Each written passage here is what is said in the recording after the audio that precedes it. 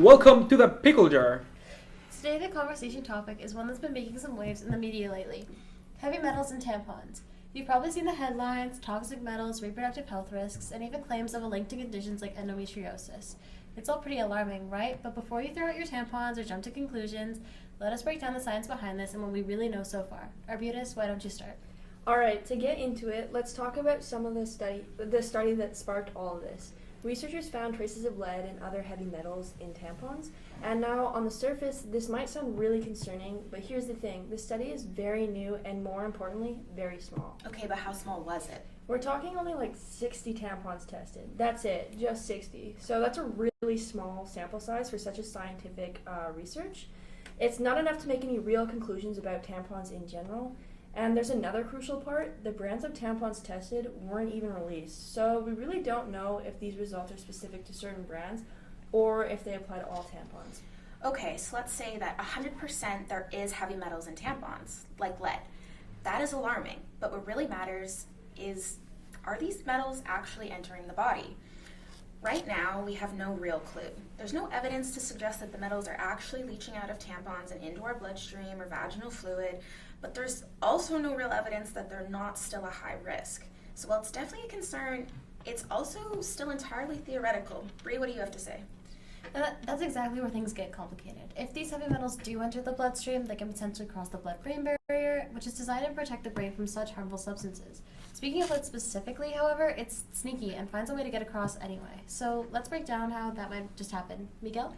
So to understand how lead can cross into the brain, we need to know that lead can mimic other ions like calcium or iron, both which play crucial roles in cellular process. In fact, one of the main ways lead can get into the brain is by slipping through these same channels used by calcium, called voltage-sensitive calcium channels. These channels work as trapdoors that open and close based on the voltage across the membrane, which allows the lead to cross through. Another process is called receptor-mediated transcytosis, and it's a way for certain molecules to pass from the blood side of the blood-brain barrier, also defined as BBB, called the apical side, to the brain barrier, called the basolateral side. So there's three main steps for this. Lead sneaks to the BBB by attaching to a special docking site called receptors, which you can imagine as a basket waiting for the ball, in this case lead, to get inside them. It is unclear which receptors the lead specifically binds to, but we do know that it works similarly to molecules such as insulin or transferrin.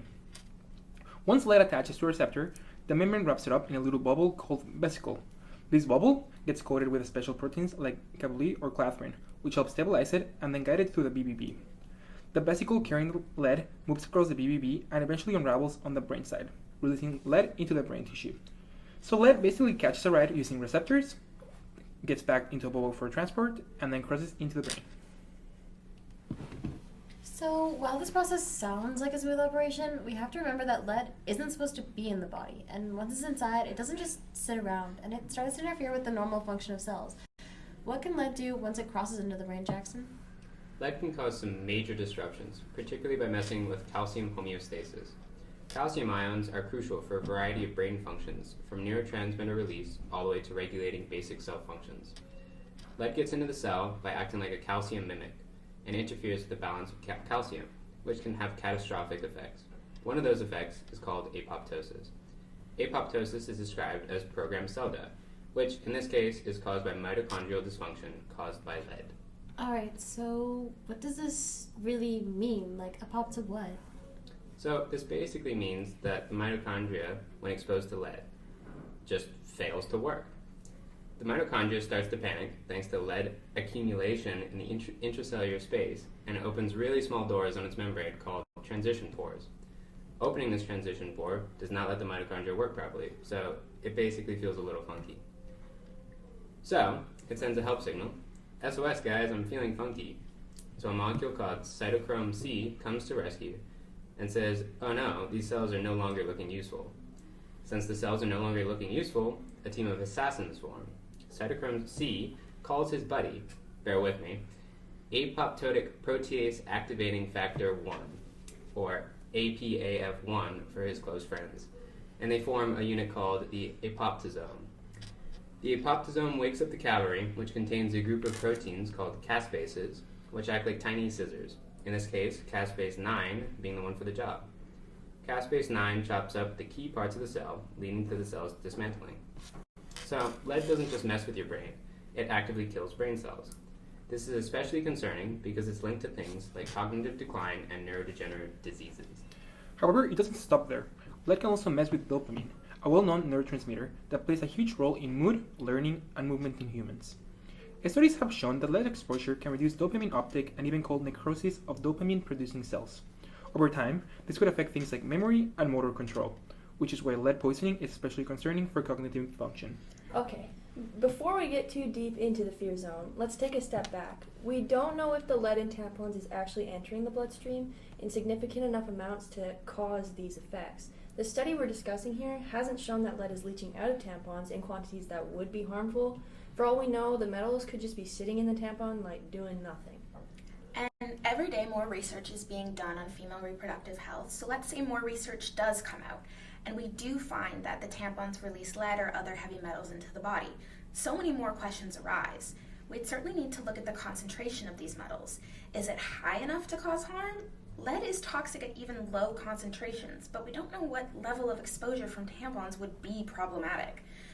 Also, how much lead would actually be absorbed into the body from a tampon before it could start to cause some serious issues? Bree?